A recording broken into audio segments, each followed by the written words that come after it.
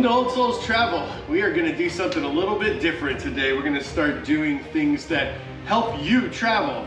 And one of the number one things that I hear with everybody that I tell that I'm going to be driving around the world for 3.5 years with my son, and that I travel so much with my family is, are you going to get along the whole time while you're out there? Well, spoiler alert, we do get along pretty well.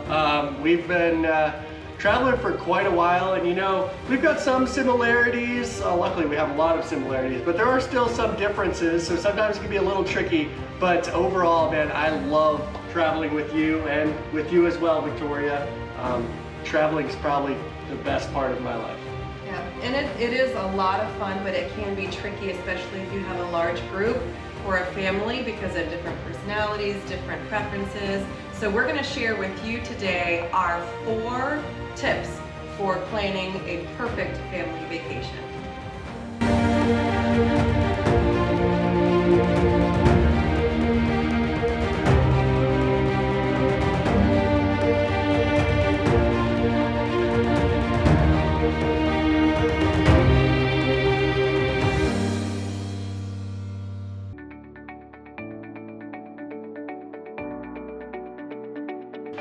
And our first step is always the brainstorm, because we've gotten to know each other pretty well now, and knowing each other, we know that we like things that are different, and we like a different pace of travel, and we might have some highlights, and we all have our own bucket lists, which we'll talk more about in about a month. But that's really important. I remember when Brendan was young, it was super easy, because it's like with a 4-year-old, you just want to do something exciting. You want to tackle a snowman or go snowboarding at Badger's Pass. And so real easy to entertain him that time. But as he's gotten older, he's started to have some of his own likes and desires. And while they're usually pretty compatible with what we want to do, we all have a little bit of a different perspective on what a perfect travel trip is. Right, like for instance, we have a lot that are in common, but I especially love food, as you guys should know if you're not new to the channel. I love food, especially culturally appropriate food. Going to the place and finding what they're known for and finding the best place to have it according to TripAdvisor and just chowing down, that's one of my favorite things.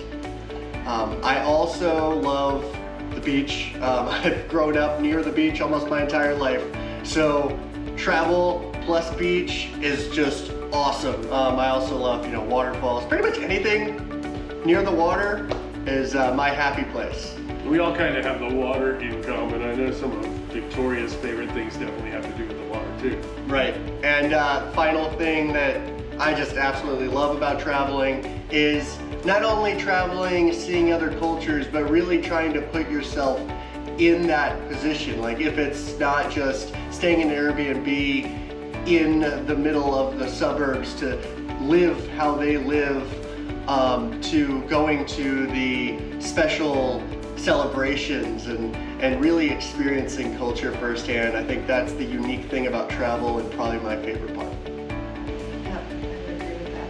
That's very cool. Well, as they mentioned, I do prefer a different pace of travel. I would say that when I go away on a trip, what I'm really trying to do is get away from the world and sort of reset and fill up my cup. So I need to relax. I need to have a lot of time that there isn't necessarily things planned back to back. And a lot of times that includes being near a body of water. I do love that. But I also really love to be in nature, whether that is going to a beach or hiking to a waterfall. Visiting gardens is probably one of my favorite things. I'm an avid gardener, so I love that. And I also love to support local artisans in the community. So if it's going shopping in a local market where people sell items that they've made, or maybe even going to a museum and seeing how they're expressing their culture through their art forms, I really enjoy that. I would say that makes a good vacation for me. Right, and as an archaeologist, of course, I want to dig into the past, so I like museums also. I also really like ruins, so a lot of our vacations there's, hey, can I climb up to this ruined castle, or can we at least go to something like the Alhambra or whatever, and you can find a lot of things that are like that tie into all the other things. I really like to hike in the mountains. I wouldn't say climb in the mountains. We've had to hang on a cliff one time. It's not my favorite thing to do in the world, but I do like to be way up high in the mountains, maybe get a little bit of surf on, but just, I'm kind of the goer. And that's why I do the primary training. I'm pretty much go, go, go. I'm up at 5:30 in the morning when we're going. One of the things that I've learned is I let them sleep in, and I go do my crazy stuff early on in the morning. The key, I think, is to let everybody have their own experience on the vacation. If you are the wake up at 5 a.m. type, go with God, have a great time. But maybe you're someone who is more like me and you have a crazy everyday schedule and you need that relaxation. You just have to let every person who's on the vacation have their vacation, whatever that means to them.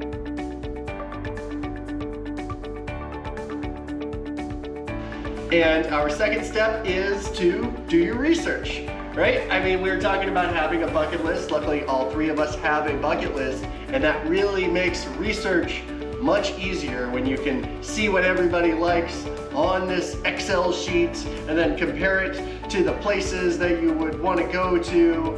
And I don't do a whole lot of the research myself, especially like the preliminary parts of the research, but I do a lot of the like specific research and finding the restaurants we're going to and things like that. But for the most part, big part of the research is done by my dad over here. Yeah, but the primary thing, I'll use an example of our next big trip is a theme or a region. And our theme and region are beer and Alps on the next one. And this is a really good way to teach you what I'm talking about with research, because we're bringing my brothers with us. And we're all going to be in lederhosen, and Victoria will be in a really nice Bavarian dress, and that's going to be spectacular. And we're going to a bunch of different Oktoberfests and a bunch of different castles and things like that. But what I did once we decided we were going over for Oktoberfest, I found all the things around the outside of that I thought they would really enjoy, like finding hot springs for Victoria. Not that I'm not going to enjoy those. And places where you can eat. There's all sorts of crazy cool stuff in the Alps. It's almost like every little section you get to another little regionality with food.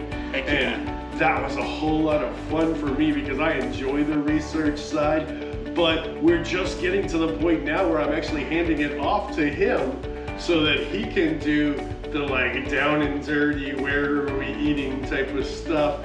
And you can kind of tell them about the way you do that. And then after we get all that done, he's going to hand it off to her because she's the one who's organized, because neither one of us are.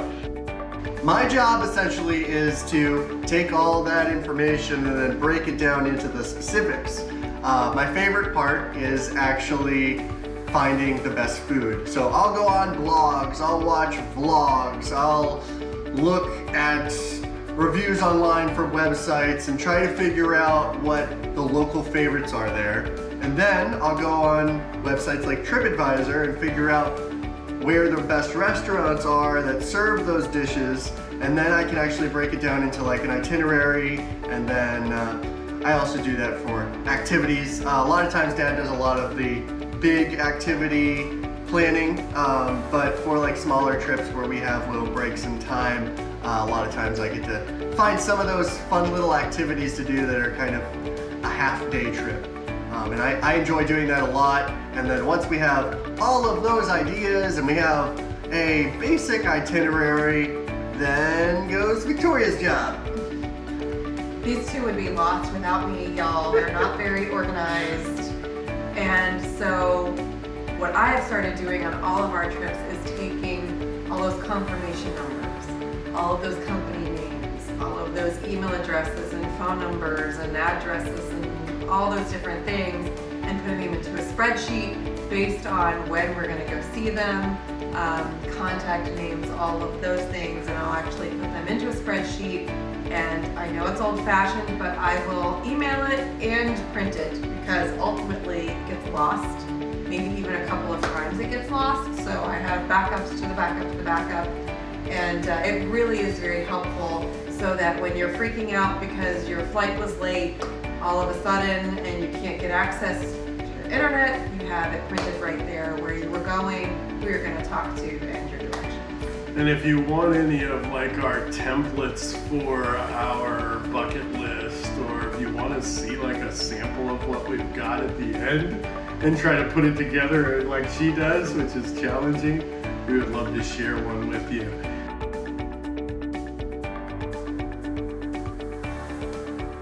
We're here to help you any way that we can, and that also includes with some ways to budget for things, because I used to make a whole lot more money and we didn't travel nearly as well as we do now, and thanks to Victoria's organization and forcing me into organization, we really can budget really well right now. And part of that is prioritizing. Right? You're going to have to give things up unless you are wealthy to be able to travel frequently and travel well. So we found the things that we could trim here and there or whatever, and we allocated money towards vacations. And that's your first step, allocate money. And then your second step is something I've been working with Brendan a lot, even since he was like 15 years old, and that's figuring out a credit and credit card game. And I think I've taught him well enough that he can teach you for just a minute some of the things that we do so that we can afford to do what we do. Yeah, so Dad is definitely the whiz when it comes to figuring out the best credit card and maximizing the potential points and everything. But credit cards can be really awesome. The most important thing is that you pay it off every month. But as long as you are diligent and you are paying it off every month, you can get the awesome cards that give you so many miles or so many points, and it's really awesome. I mean, he's really great at finding when this card has an 80,000 mile bonus reward, and I mean, I really don't know where I would be without your advice on credit cards. I mean, I have really good credit considering how young I am, and we almost never have to pay for any flights because of all those miles. And now like half of our hotels are free, Right. and so we really got that game down. But even before we had that game down, we were able to plan and do this. And so you can use Google Flights to find the best prices. You can use all the different search angles. So again, that kind of comes into like research part B. But you do want to make sure that you are paying the best price for what you're getting. And if you do that, then your money goes a lot further, and maybe you can start going on 2 vacations a year, 3 vacations a year, or 8 vacations a year. But it's definitely very important, and really, although we've gotten really good at this aspect of it, this woman over here, she's really good with her money, and she was able to impart that into us when she came into our life. So thank you, babe. Thank you, Victoria. He resisted for Very a very much. long time. I would like to put that out there. So if you are one of those people who's scared and you think that the word budget means no, it actually doesn't. It means yes, or it means yes, but it's going to be yes later, or no today, but yes maybe a month from now. So I think budgeting, even if it's a really simple thing that you're doing, you're going to find it really rewarding. So take a jump.